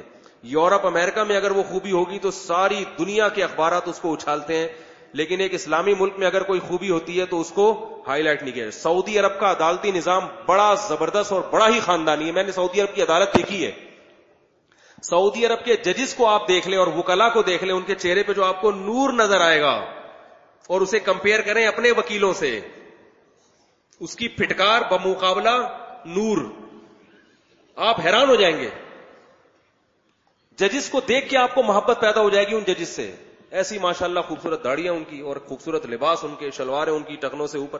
عموماً نہیں تو اگر داڑھی نہیں بھی ہو تو پھر بھی لگتا ہے دیکھنے سے بندہ شریف ہے, یعنی کوئی نیک پرہیزگار آدمی بیٹھا ہوا ہے. چہرے کا بھی تو کوئی رونق ہوتی ہے نا, لباس کا بھی تو ایک وقار ہوتا ہے. اور کیا قرآن کی آیتیں پڑھتے ہیں وہ مقدمے کے دوران, وکیل بھی. اور اتنا آسان ہے سعودی عرب میں مقدمہ لڑنا, اتنا آسان ہے. آپ عدالت چلے جاؤ, آپ کو عربی نہیں آتی, کوئی وکیل کرنے کی بھی ضرورت نہیں ہے آپ کو. اگر وکیل کر لو تو اچھی بات ہے, نہیں کرو تو بھی جج آپ سے پوچھتا ہے ترجمان چاہیے, آپ کہتے ہو ہاں بھائی میں تو اردو بولتا ہوں, تو ترجمان لے کر آئے گا, آپ بولو گے وہ آپ کی ترجمانی کرے گا خود ظاہر ہوا. کوئی وکیلوں کے لمبے چوڑے چکر نہیں ہے کہ فیس دو پھر یہ, اور اسی وقت جج فیصلہ کر دیتا ہے یا ایک دو پیشیاں کر دے گا, ایک دو چار, زیادہ اس سے زیادہ نہیں چلتا حساب کتاب. اور فوراً جو ہے نا وہ میاں بیوی کے جھگڑوں میں جج کیا کرے گا, ایسا لگتا ہے کہ یہ جج نہیں ہے بلکہ یہ میاں بیوی کا کوئی قریبی رشتہ دار ہے. یعنی آپ چلے گئے, آپ کی بیوی سے جھگڑا ہے, بیوی بھی پہنچ گئی, آپ بھی پہنچ گئے, تو ہمارے یہاں تو جج شروع سے ہی ایسی باتیں, وکیل ایسی باتیں شروع کر دیں گے کہ دونوں میں جتنی لڑائی تھی وہ اور زیادہ بڑھ جائے گی. وکیل پہلے اس کو سمجھائے گا, بیوی کو سمجھائے گا تمہیں خلا چاہیے, ہاں خلا چاہیے, تو ایسا کرو, لکھے گا. پہلے سے اس کے پاس پیپر ہوتا ہے, مجھے روزانہ صبح نہار منہ پیٹتا ہے یہ جوتوں سے بلا وجہ, ٹھیک ہے نا, یہ الزام لگائے. وکیل سمجھاتا ہے اس کو, بیوی کہے گی نہیں بھائی مارتا وارتا تو نہیں, بھائی کیس اسی طرح مضبوط ہوگا ٹھیک ہے نا, یہ تھوڑی کہ نہیں مارتا, وقت پہ کھانا بھی کھلاتا ہے. تو جج بولے گا نا پھر کیوں آئی ہو یہاں لڑنے کے لیے. تو وکیل معاملے کو کیا کرے گا, سنوارنے کے بجائے بگاڑے گا, اور پھر اس پہ بلی ڈال دو اتنے کروڑ روپے کی. جب سے شادی ہوئی ہے خرچہ دیا ہی نہیں ہے, لہذا 10 سال کا خرچہ ڈالو. اب جب یہ عدالتی کاروائی شوہر کے پاس پہنچے گی تو اس کے دل میں نرمی پیدا ہوگی یا اور نفرت, وہ 6 فٹ غصے سے اچھلنا شروع کر دے گا. پھر وہ اپنے وکیل کے پاس جائے گا, بولے گا ایسا کرو جو کچھ ڈال سکتے ہو نا یہ ہو رہا ہے. بولو کہ یہ جو ہے نا یہ ایسی ہے، یہ ویسی ہے، یہ یوں ہے، یہ فلانا ہے، یہ، کیونکہ اس کو پتا ہے کہ اگر میں نے الزامات نہیں لگائے تو میں چوڑے میں آ جاؤں گا، میں چوڑے میں آ جاؤں گا. اور وکیل کیا کر رہا ہے؟ کھیل رہا ہے. اور پھر جج بیٹھ کے پھر وہ پیشیاں، پھر مقدمے چلتے ہیں 20-20 سال، مر جاتے ہیں، بچے لڑ رہے ہوتے ہیں مقدمے، اپنے ابا اما کی طلاق کے کیس لڑ رہے ہوتے ہیں، وہ مر گئے، مہر کے مسئلے، اب تو سنا خلا. لیکن اب خلا جو جلدی ہوتا ہے وہ شریعت تقاضوں کے خلاف ہوتا ہے، وہ جا کے پکڑا دو، فوراً خلا کی ڈگری دے دو، وہ بھی غلط ہے. اور قتل کے کیس چل رہے ہیں، قاتل کا بھی جرم ثابت نہیں ہوا، جیل میں 20 سال سے ویسے ہی سڑ رہا ہے بیٹھ کے. 20 سال کے بعد پتا چلا اس نے قتل کیا، اب اس کو لٹکانے کی بات ہو رہی ہے، تو وہ 20 سال کس کھاتے میں گئے بھائی؟ پہلے لٹکا دیتے اس کو. اور لٹکانے کا جو طریقہ ہے وہ کتنا گندا ہے، کیسے عذاب میں انسان کا گلا گھونٹ کے مارا جاتا ہے. تو سعودی عرب کا عدالتی نظام بہت شاندار ہے. کچھ خامیاں ہیں اس میں، خامیاں تو ہر جگہ ہوتی ہیں، لیکن عمومی طور پر فوراً فیصلے ہوتے ہیں. اور ہاں، میں یہ بتا رہا تھا کہ وہ کیا کرتے ہیں، وہاں کی عدالتیں، وہاں کے وکلا سب سے پہلے سلو کی کوشش کرتے ہیں، بھرپور کوشش ہوتی ہے. وہ ایسے ہی معمولی، ایسا لگتا ہے کہ جیسے اس کا ذاتی مسئلہ ہے، ایسے کوشش کرتے ہیں، کیونکہ قرآن کی آیتیں انہوں نے پڑھی بھی ہوتی ہیں کہ جو سلوح کروائے گا، وَمَن يَفْعَلْ ذَلِكَ ابْتِغَاءَ مَرْضَاتِ اللَّهِ فَسَوْفَ نُؤْتِيهِ أَجْرًا عَظِيمًا. جو اللہ کی رضا کے لیے دو مسلمانوں میں سلوح کرائے گا، ہم اس کو اجر عظیم دیں گے. تو جب دو مسلمانوں میں سلوح پر ہے تو میاں بیوی میں سلوح پر تو اور اجر ملے گا نا. ایسی کوشش ہوتی ہے. اس کو دلہن کو الگ خواتین لے جا کے بٹھاتی ہیں، بچے رول جائیں گے، چھوڑو کیا کر رہی ہو تم، بچوں کے باپ سے محروم ہو جائیں گے یا ماں سے محروم ہو جائیں گے، یہ چلتا ہے سب، اتنا بھی کوئی مسئلہ نہیں ہے، شوہر کو سمجھائیں. کئی کیسز ایسے ہو چکے ہیں کہ قاتلانہ لڑائیاں ہو رہی تھی اور میاں بیوی میں سلو ہوئی اور واپس امن اور شانتی کے ساتھ گھر آ گئے. اور ایک کیس تو بڑا عجیب ہوا، سلو کی تمام کوششیں ناکام ہو گئیں تو میاں بیوی کو عدالت نے کہا کمرے میں بیٹھ کے خود غور کر لو. ٹھیک ہے نا، کیونکہ بعض دفعہ ایسا ہوتا ہے کہ کان بھرے جا رہے ہوتے ہیں پیچھے سے، ساس اپنے بیٹے کے کان بھر رہی ہوتی ہے، دیکھ ابھی ایسا نہ ہو، آنکھیں دکھا رہی ہوتی ہے. اور بعض دفعہ آدمی اپنی بیوی سے سلو کرتے ہوئے اس لیے بھی ڈر رہا ہوتا ہے کہ خاندان میں وہ بے شرم مشہور ہو جاتا ہے، جورو کا غلام مشہور ہو جاتا ہے. خاندان والے کہیں گے دب گیا اور گھبرا گیا، ہمارے سامنے تو بڑی برائیاں کرتا تھا بیوی کی، اور آج کیا ہے. تو آدمی اپنے آپ کو مرد ثابت کرنے کے لیے بھی خاندان کے سامنے کہ میں مرد ہوں، میں مرد کا بچہ ہوں، جو کہتا ہوں اس پہ ٹٹا رہتا ہوں، جب میں نے کہا تھا کہ میں نہیں رکھوں گا تو میں اس پہ قائم رہوں گا، اور اس نے مجھ سے طلاق مانگی میں دے کے چھوڑوں گا. یہ ساری اس کو جو ہے نا اپنی پٹھانی یاد آ رہی ہوتی ہے ایسے موقع پہ. ٹھیک ہے. اور عورت بھی. تو اب کیا ہوتا ہے کہ جب ان کو الگ بٹھا دیا، پہلے یہ کوششیں ہو گئی آپس میں، حکومت نے، عدالت نے کوشش کر لی الگ الگ سمجھا کے، یہ بھی نہیں ہوتا کہتے ان کو کمرے میں بٹھا دو اور کسی کو آنے کی اجازت نہیں ہے. تو ظاہر ہے اس وقت بھی بیٹھ کے وہ کہتے ہیں خیریت کیا. تو ایک انسان کی فطرت ہے کہ وہ لڑائی چھوڑ دیتا ہے. تو ایک کیس بڑا دلچسپ ہوا کہ میاں بیوی کے خاندان کے نا اتنا جھگڑا بڑھ چکا تھا کہ اب ان میں کمپرومائز کی کوئی صورت ہی نہیں تھی. یہ تھا کہ اب تو ان میں طلاق ہوگی، کیونکہ اب وہ میاں بیوی سمجھ گیا اگر ہم نے خود رہنے کی کوشش کی نا تو ہمارے گھر والے مار دیں گے ہمیں، بولیں گے اتنے پھڈے کرنے کی ضرورت کیا تھی جب تم لوگوں نے اکٹھا ہی رہنا تھا. تو جب آخر میں ان کو الگ کمرہ دیا گیا نا، اس میں بیٹھ کے غور کرو کیا کرنا ہے، تو میاں بیوی کی آپس میں سلو ہو گئی. اب جب سلو ہوئی تو اپنے خاندان سے شرمندہ ہو رہے ہیں کہ خاندان والے بولیں گے اگر اتنی سی بات تھی، سلو ہی کرنی تھی تو پورے بکھیڑے کیوں، عدالت پہ خرچہ بھی ہو گیا، عدالتوں میں آ گئے اور یہ ہو گیا اور وہ ہو گیا. تو شرمندگی اتنی تھی ان کو کہ وہ سامنے آ نہیں سکتے تھے، تو کھڑکی سے بھاگ گئے پتلی گلی سے. اس سے پتا چلتا ہے کہ جو میں بیانات میں پتلی گلی کہتا ہوں نا بار بار، اس کی اہمیت کتنی ہے. ہر جگہ ایک پتلی گلی ہونی چاہیے، ورنہ اگر بھاگنے کا راستہ نہ ہوتا تو ان کے منہ میں طلاق پھر یقینی تھی. تو وہ کہیں سے انہوں نے پتلی گلی تلاش کی، ہو سکتا ہے میرا بیان سنتے ہو، تو پتلی گلی تلاش کی اور پتلی گلی سے نکل. وہ بیٹھے ہوئے یار یہ ان کے مذاکرات ہی ختم نہیں ہو رہے، جا کے دیکھا ہے ہی نہیں. تو کتنا اچھا سسٹم ہے یا نہیں ہے. ایسے قرآنی آیات چلتی ہیں، ایسے قرآنی آیات. کوئی بھی کیس چلتا ہے نا تو فقہ حنبلی پہ فتویٰ، وہاں عدالتی نظام ہے تو فقہ حنبلی کی جو فقہ کی کتابیں وہ پڑھ پڑھ کے سنائی جاتی ہیں. تو ایسا ایک صاحب کہتے ہیں کہ میرا داماد بڑا نالائق تھا، پکڑائی میں نہیں آ رہا تھا، بہت ظالم تھا وہ. یہاں پر عدالت کیا کرتی ہے، ایک نوٹس بھیجا، نہیں آئے تو چلو. وہاں ایسا نہیں ہوتا، اس پہ اس کے پابندی لگ جاتی ہے، باہر نہیں جا سکتا، یہ نہیں ہو سکتا، اور پولیس اٹھانے کی کوشش کرتی ہے، عدالت نے لا کے کھڑا کر دیا اس کو عدالت میں، اور اس سے وہ جو ہے نا بہت تیزی سے مقدمہ چلتا ہے. کچھ کیسز ایسے ہیں وہ وہاں بھی پینڈنگ میں پڑے ہوئے ہیں، کئی سال ہو گئے ہیں، لیکن وہ بہت ہی پیچیدہ کیسز جن میں کوئی عدالت کے لیے فیصلہ کرنا مشکل ہو جاتا ہے. تو اور بہت ساری چیزیں. اچھا وہاں ججز میں یہ بھی دیکھا جاتا ہے اس کا فیملی بیک گراؤنڈ کیا ہے, خاندانی ہے یا نہیں ہے پیچھے سے, ٹھیک ہے نا, یہ بھی دیکھ اچھے خاندان کا ہے یا نہیں ہے, بہت ساری چیزیں. تو بہت ساری چیزیں سعودی عرب کی. ابھی دیکھیں نا آپ, چند مہینے پہلے ایک شہزادے کی گردن اڑائی ہے سعودی عرب میں, لیکن میں نے فیس بک پہ اس پہ بھی نیگیٹو کمنٹس پڑے ہیں لوگوں کے. لوگ کہہ رہے ہیں ابے بھائی اصل میں سعودی حکومت چونکہ کمزور ہو رہی ہے نا, تو اب عوام کا دل جیتنے کے لیے وہ شہزادوں کی گردن بھی اڑا رہی ہے تاکہ لوگوں کو پتہ چلے کہ ہم کتنے انصاف پسند ہیں. تو میں نے تو کوئی کمنٹس نہیں کیے, لیکن مجھے خیال آیا کہ ایک حکومت میں ایک بادشاہ شہزادے کی گردن اڑائی جا رہی ہے, تو اس پہ تو آپ کیڑے نکال رہے ہو, اور آپ جو ایسے نیگیٹو تبصرے کر رہے ہو, تو اس نیگیٹو پہ ہم آپ پر کوئی انگلی نہیں اٹھا سکتے. یہ تو ہم یہ بھی کہہ سکتے ہیں نا کہ آپ کو جیلسی, آپ کو حسد ہے.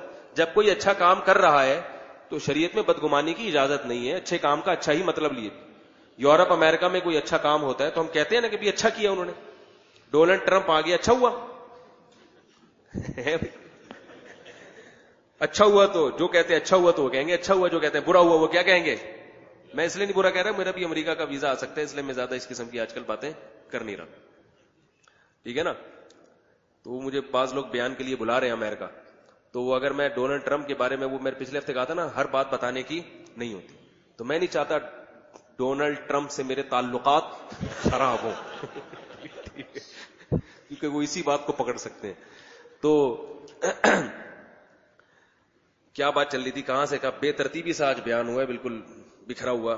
خیر میں موضوع کو سمیٹ کے ختم کرتا ہوں.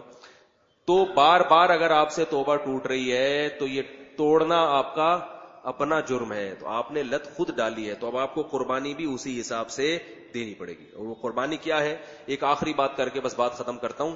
یہ جو میں نے درمیان میں کہا تھا نا کہ یہ روک کے رکھنا کہ ٹرک جو ہے نا, جس سے آپ کے ایک تدبیریں تو بہت ساری ہیں, بیانات میں بتاتا بھی رہتا ہوں.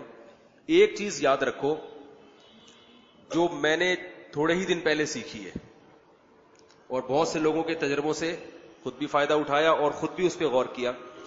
اگر آپ رات کو جلدی سونے کا معمول بنا لیں,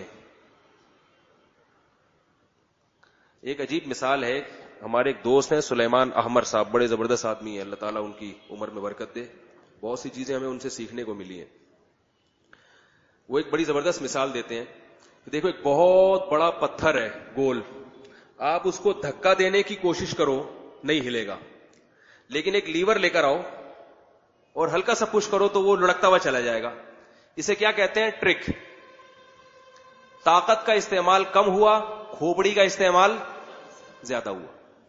بعض چیزیں ایسی ہوتی ہیں کہ ہم وہ کرنا چاہتے ہیں مگر زور لگا رہے ہوتے ہیں کہ یہ بھی چھوٹ جائے ہم سے, یہ بھی چھوٹ جائے, یہ بھی ہو جائے, یہ بھی ہو جائے, وہ ہو نہیں رہا ہوتا. اس کا طریقہ کیا ہے کہ ٹرک استعمال کریں آپ تو تھوڑی محنت میں زیادہ کام. ایک چیز کو پکڑ لیں آپ, جیسے وہ اس نے لیور جو ہے نا وہ اس کے ڈنڈے کو پکڑ لیا کہ میں اس کو نہیں, یہ نہیں ادھر ادھر ہو, وہ صحیح زاویے سے رکھ کے اس کو تھوڑا سا پش کریں گے تو پتھر لڑک جائے گا. آپ صرف رات کی نیند پہ اگر کنٹرول کر لیں, رات کی نیند پہ, رات کو جلدی سونے کا معمول بنا لیں, تو بہت ساری برائیاں خود بخود چھوٹ جائیں گی. کہ کچھ بھی ہو میں نے رات کو سونا جلدی ہے.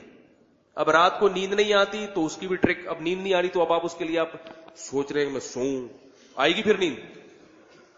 دماغ طاقت کا استعمال کر رہے ہیں آپ, بھائی دماغ لڑاؤ, مطالعہ کرو, رات کو کوئی کتاب رکھ دو, بستر پہ ٹیک لگاؤ کے مطالعہ کرنا شروع کر دو, تھوڑی دیر میں آپ کو نیند آ جائے گی. اور کتاب مفید ہو, بالفرض اگر نیند نہیں بھی آئی تو ایک مفید کتاب کا مطالعہ ہو جائے. کوئی تاریخ کی, صلاح الدین ایوبی کی کتابیں پڑھو, اس کی جو تاریخ پہ لکھی گئی ہیں. الرحیق المختوم سیرت پہ بڑی خوبصورت کتاب ہے, اردو میں بھی ملتی ہے, وہ پڑھ لو. یا اور کوئی ایسی کتاب جو آپ کو سمجھ میں آئے, تو آپ کیا رات کو لیٹے اور آپ, اور دلچسپ کتاب ہونی چاہیے, ایسی نہ ہو کہ وہ پڑھ کے دل ہی نہیں چاہ رہا ہے, رکھو یار یہاں پہ اس کو. دلچسپ کتاب وہ پڑھے, تو یہ آپ نے معمول بنا لینا ہے. جب رات کو جلدی سو جاؤ گے, سارے شیاطین آتے کس وقت ہیں, رات, زیادہ تر رات کی ترتیب آپ کی صحیح ہو گئی. اور دن میں پہلے سے آپ نے پلان کر لینا آج میں نے کیا کیا کرنا ہے, اس میں گناہ کے لیے جگہ ہی نہ چھوڑو. ایسے ہی ٹھیک ہے بھائی, رہنے جگہ ہی نہ چھوڑو اس میں گناہ کے لیے. اور پھر ایک تدبیر میں یہ بھی بتاتا ہوں کہ شیطان کیا کہتا ہے, ابھی کر لو بعد میں چھوڑ دینا. آپ نے شیطان کو ابھی نہیں کرنا, بعد میں, ابھی نہیں کرنا بعد میں کر لوں گا. شیطان جب بھی گناہ کرواتا ہے نا کیا کہتا ہے؟ ابھی کر لو بعد میں توبہ کر لینا. تو آپ نے الٹا کر دینا ہے اس کو. آپ نے کہنا ہے کہ ابھی اس دفعہ نہیں کروں گا, کل کر لوں گا. میرا خیال ہے مشکل باتیں بہت زیادہ ہو گئی آج, ٹھیک ہے نا. آسان باتیں ہیں بھائی, تو اسی طرح سے چھوٹ جاتا ہے گناہ. میں آپ کو بتاؤں میں چائے کا کیسا دھتی تھا, ایسا دھتی تھا چائے کا کہ میں ایسے چائے نہیں پیتا تھا جیسے آپ پیتے ہیں. میں چائے پیتا تھا خاندانی, اور میں پیدائشی چائے پی رہا ہوں. آپ کہیں گے پیدائشی کیسے؟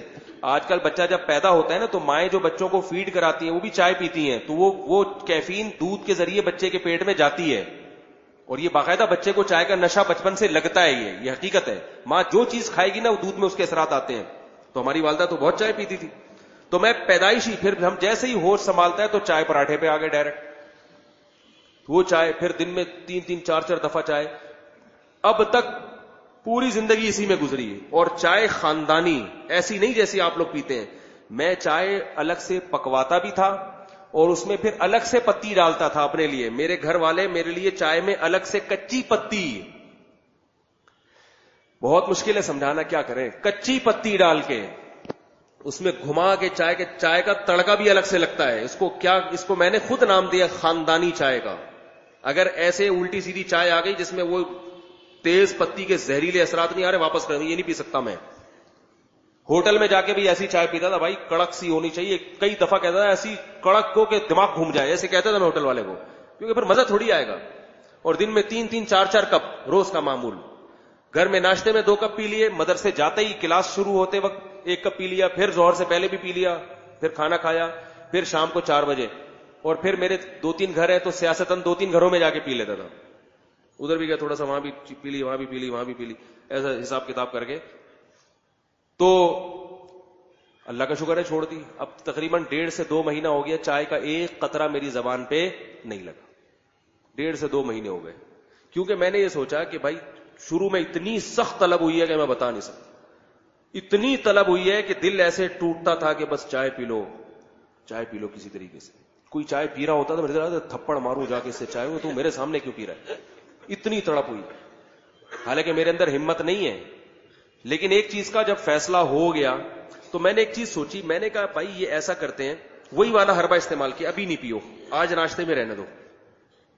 اچھا ایک دم نہیں چھوڑی, 1 ہفتے تک ناشتے میں چلائی ہے, کیونکہ چھوڑنی ہے تو ایک تمیز سے چھوڑ لو تو زیادہ اچھا ہے نا. یہ جب کوئی گناہ تو ہے نہیں نا, اس لیے بھی گناہ ہو تو وہ تو فوراً چھوڑنا پڑے گا. 1 ہفتے تک چلائیے, شام والی چھوڑ دی, پھر 1 ہفتے کے بعد صبح والی بھی چھوڑ دی.